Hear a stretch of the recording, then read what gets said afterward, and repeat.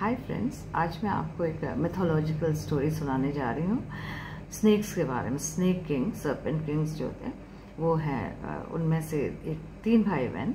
उनमें से सबसे बड़े भाई शेषनाग, जो कि बहुत सॉफ्ट स्पोकन, बहुत जेंटल थे और बहुत अच्छे थे नेचर के।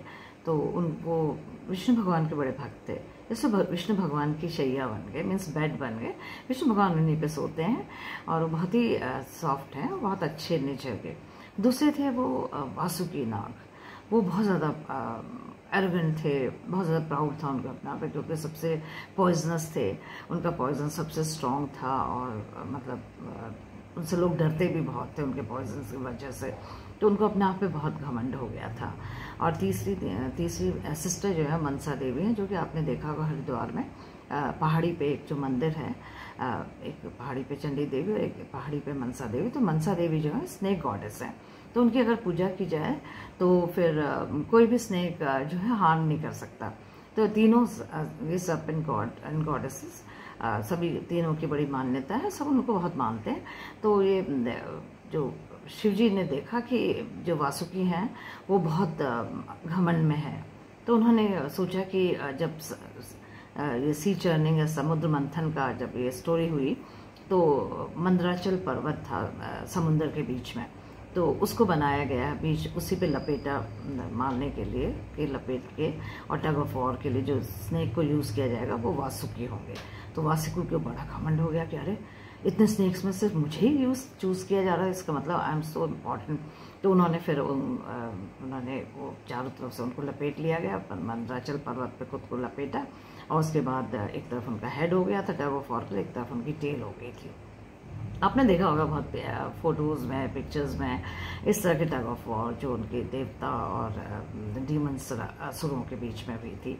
तो फिर उसके बाद जो नीचे से इतना ज़्यादा पावरफुल जगह टग ऑफ वॉर होती, दोनों तरफ राक्षस भी हैं, देवता भी हैं, तो उसमें तो मंदराचल पर्वत तो हिल जाता।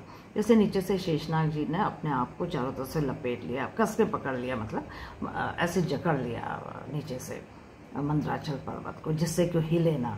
तो अब टग ऑफ वॉर शुरू हुई। अब टग ऑफ वॉर में क्या हुआ कि देवताओं ने कहा कि हम पूछ लेंगे। राक्षस ने कहा हाँ हाँ हम तो सिर लेंगे, क्योंकि हम पूछ क्यों लें, हम तो सुपीरियर हैं, हम सिर की तरफ हैं।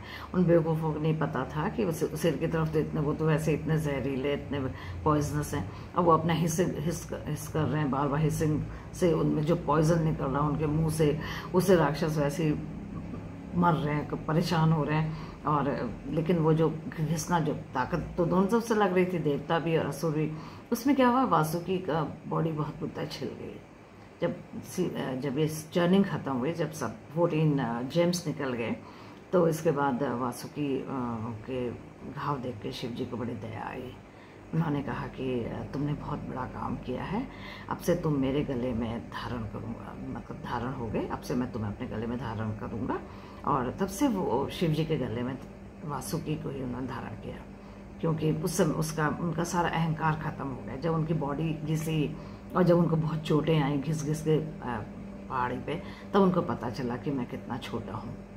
तब उन्होंने भगवान से माफ़ी मांगी कि मैं अपने आप को बहुत समझता था, बट मैं ऐसा नहीं हूँ, और अब मुझे लगता है कि मैं बहुत ही छोटा हूँ और आप मुझे माफ़ कर दीजिए। तो भगवान ने कहा, शिव जी ने, कि ठीक है, आज से तुम मेरे गले में रहोगे।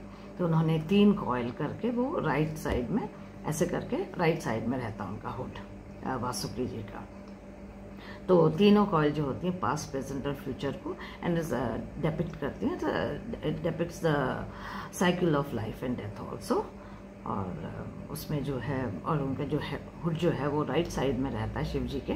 तो वो डिपिक्ट करता है कि शिव जी जो हैं वो जस्टिस एंड लॉ से अपने सारे यूनिवर्स को चलाते हैं, और लॉ ऑफ नेचर भी उनके ही हाथ में, सब कुछ वो करते हैं। इसलिए फिर राइट जो है वो उनका जो है हुड जो है वो डिपिक्ट करता है शिव जी का राइटनेस को, उनके जस्टिस को, उनके लॉ को, और किस तरह से वो प्रिजर्व करेंगे नेचर को, और किस तरह से वो सारी यूनिवर्स को चलाते हैं, किस तरह से करते हैं। तो ये है और वासुकी जी के बारे में।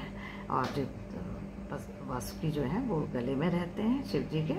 शेषनाग जो है वो विष्णु जी की शैया हैं, बेड हैं, और मनसा देवी जो है वो हरिद्वार में जो मंदिर है वो स्नेक गॉडेस। कभी आप हरिद्वार जाएं तो ज़रूर मनसा देवी के दर्शन कीजिएगा और उनसे मतलब बस वो है snake goddess. Thank you so much.